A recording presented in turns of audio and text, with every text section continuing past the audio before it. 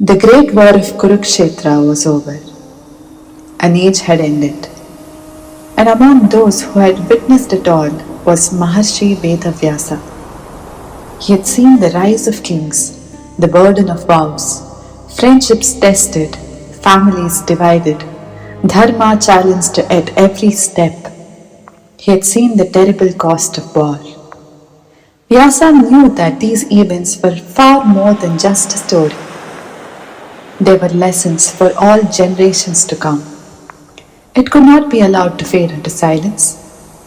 He resolved to preserve the history forever. But such a colossal work could not be written by ordinary means.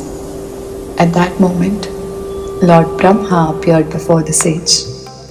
He advised Vyasa to seek the Lord of Wisdom, the Master of Intellect, the remover of obstacles, Lord Ganesha.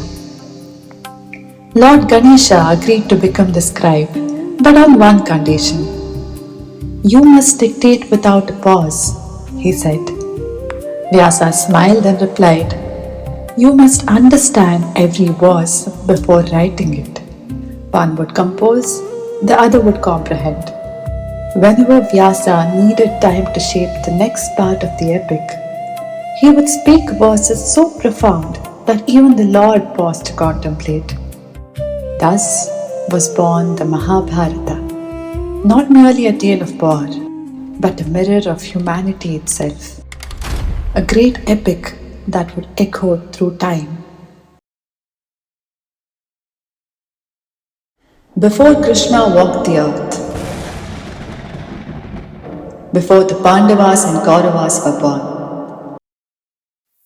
before the great war of Kurukshetra consumed an entire generation, a curse descended from heaven itself, a curse that forced gods to become humans. In the higher realms lived the 8 Vasus, celestial beings of cosmic energy. One day, they visited the hermitage of sage Vasishta.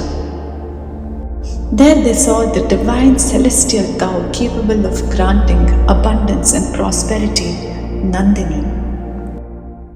The wife of the Vasu Prabhasa desired the sacred cow for herself.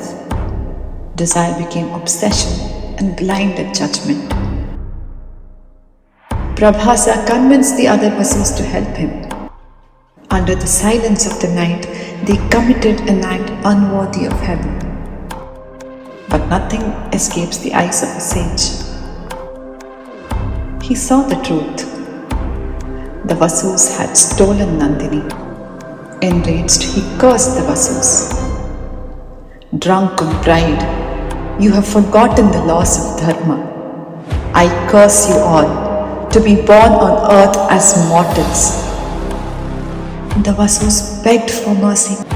The sage softened his curse. "7 of you shall quickly be freed from mortal life, but the one most responsible shall live a long life filled with suffering." Terrified of their fate, the Vasus searched for someone who could help them, someone pure, divine, to free them from mortal suffering. Ganga. Ganga was both gentle and terrifying. She carried the power to purify worlds. She understood the weight of the curse. "I will help you," she replied. With that promise, the destiny of Mahabharata began.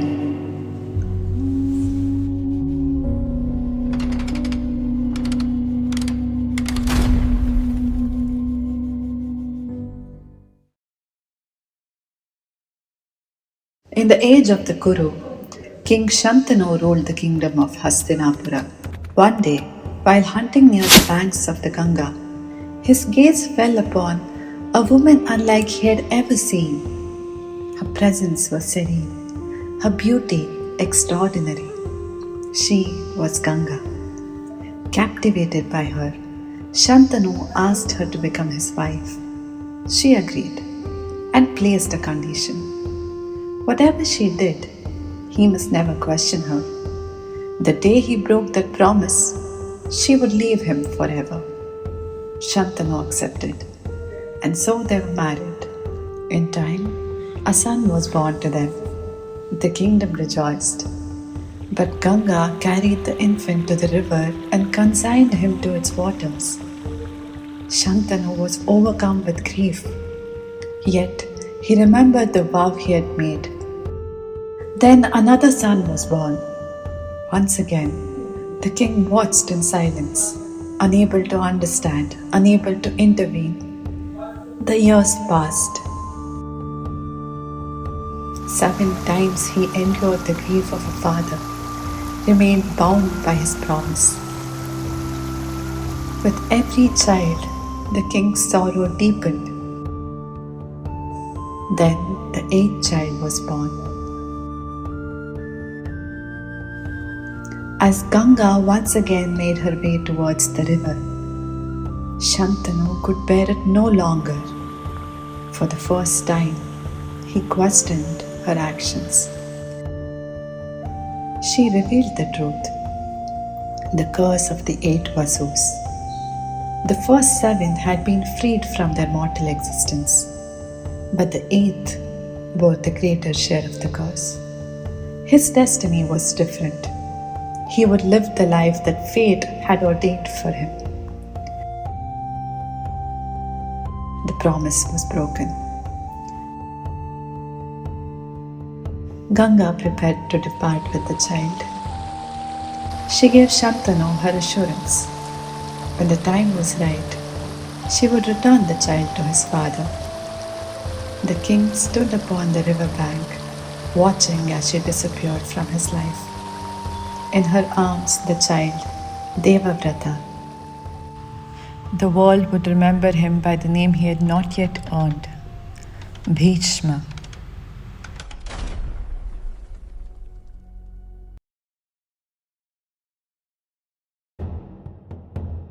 King Uparichara Vasu ruled the kingdom of Chedi, a mighty king, respected by his people, favored by the gods.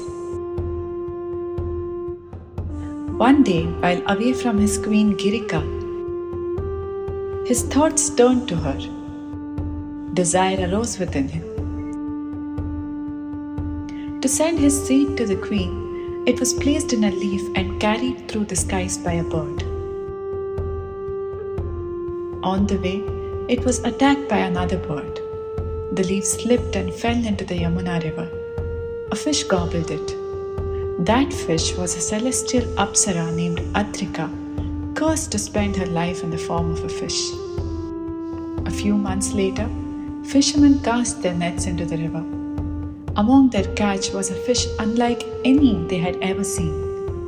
When they cut it open, they were stunned. Inside were 2 living children, a boy and a girl. The children were taken before the king. The king recognized the mysterious hand of fate behind their birth. The boy remained with him. The girl was entrusted to the chief of the fishermen. The child grew beside the waters of the Yamuna, but wherever she went, a fish-like odor followed her, and because of it, people called her Matsyagandha, the fish-scented one. She learned the ways of the water. Matsyagandha grew into a beautiful woman, and in time, she came to be known by another name, a name that would one day echo through the history of the Kuru Dynasty, Satyavati.